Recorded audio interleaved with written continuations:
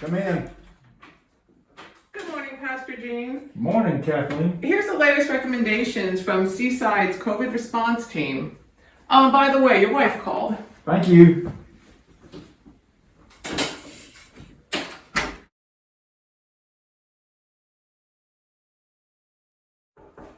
Come in.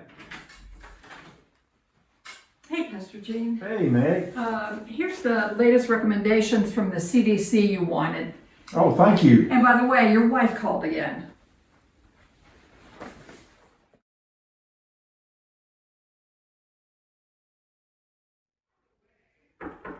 Come in. I've got some new recommendations for you from the denomination, as well as the bishop and the DS. Thank you, Tim. Oh, and your wife's called a third time.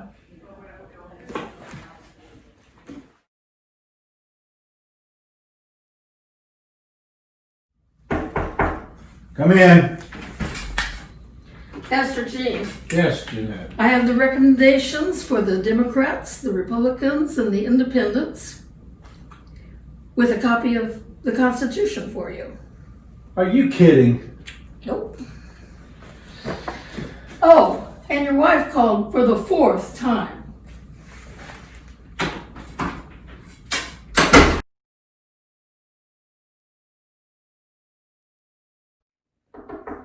Come in. Hi, Pastor Jean. Ah, Nancy. All right, I've got here the latest recommendations based on what other churches are doing and not doing. For real? For real. And something extremely important, your wife has called 5 times. See this? 1, 2, 3, 4, 5. You need to call her. Thank you, Nancy. You're welcome.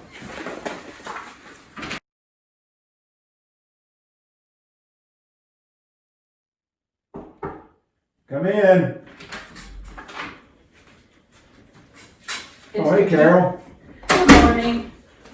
Pastor Jean, your wife went home to Mississippi.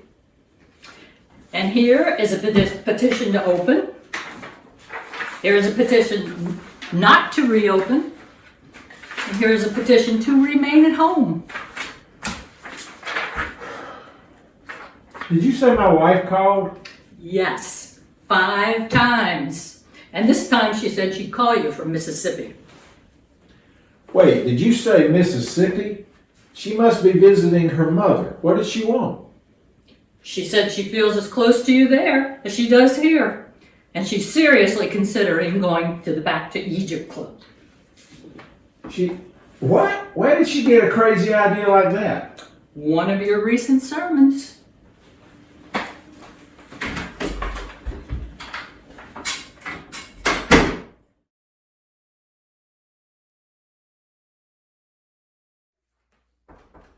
Come in.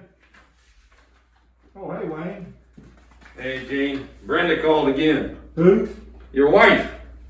The woman you live with. Oh. And here she says,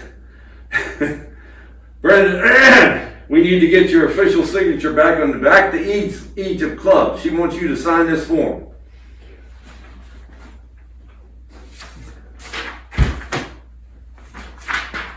Have a good day. Thank you, Wayne. Oh, I need prayer.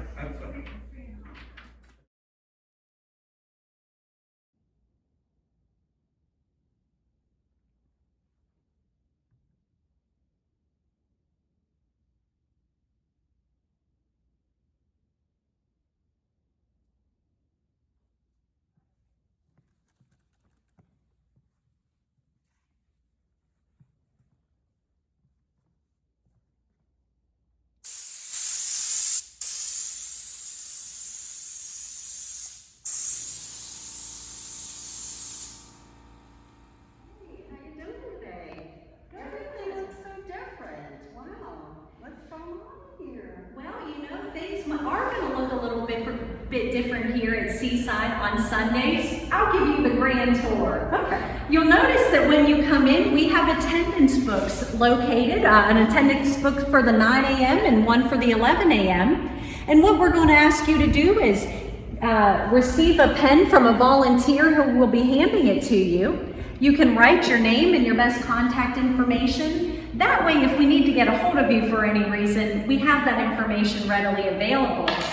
And then in order to ensure safety and sanitization, after you finish using your pen, you'll just throw it in this basket here, and all of those leftover pens will be sanitized in preparation for the next week's worship. As we keep moving forward, you will notice that on the welcome desk, we will have some disposable masks available for those who forget to bring theirs. We are asking that everybody bring their own mask, their own hand sanitizer, and their own pen for the sign-in. However, if you do forget any one of those things, we still want you to come worship with us, and so we will provide those things as needed. You'll also notice, Linda, that just like your cast there, we've got some red tape on the floor. You'll match. That's right, you'll match. It matches my shoes. You might recognize this is very similar to what the stores have as you wait in the checkout line to keep us naturally separated as we wait for the ushers to seat us in the sanctuary. So we're asking folks to kind of use these lines as a good social distancing guide. You'll notice as you walk in that we've got the offering plates out here. We will not be able to pass the plates in worship anymore so that we're not handling plates. So we will ask folks that either as they enter into worship on Sundays or as they exit as a response to their time of worship, that they place their tithes and offerings here in the plates. Of course, online giving will continue to be and is always an option. Either if you already are giving online, or maybe if you're not comfortable coming to worship yet, we will still have online as an option for you. Now, do you notice anything different in the sanctuary, Linda? Well, what looks different? Everything was different, but what's with the tape on the seats and all? Yeah, good eye. So you'll see here that we've got some tape roping off the pews. Okay. And we've even put some signs on the pews for people to read and to follow. Okay. So the tape is for seating? So that's right. Yep, you have got to it, see where Linda. tape is. You got Okay, it. sit where tape is. Now, You got it. something that is going to be a little different about finding your seating is that we will actually have ushers directing you to seats. Just like if you were to go to a wedding and you come in and ushers place you in the pews, the ushers will be seating you. That's the best way we know to ensure that social distancing remains intact, is if our ushers have a plan, and they do have a plan, they will be seating you. And we know that that might mean you don't get to sit in the pew that you always want to sit in, but we also are so excited to come back to worship that we're willing to make those sacrifices. I know that we are.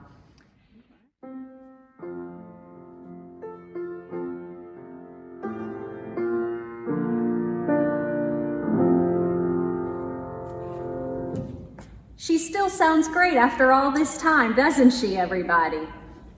Stephanie, we all know what we have to do.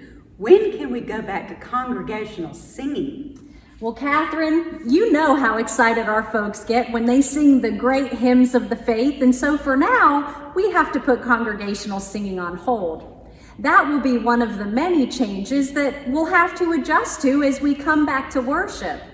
Another change we're making is we are going to 2 services temporarily rather than 3. We'll have a 9 o'clock contemporary service and an 11 o'clock traditional service. When will we go back to 3 services, 8, 9:30, and 11? When will we return to 8 o'clock, 9:30, and 11 o'clock services? Obviously, we don't know if anything else is going to happen during this pandemic that is unforeseen. But barring no changes, the preparations that we have made to be able to answer that question are these. First, as soon as we have trained those who volunteered through the questionnaire with their support on how things are going to be different. Second, as soon as we can have 2 teams organized every week to disinfect in less than 20 minutes. Third, as soon as we tweak the virtual live streaming issues.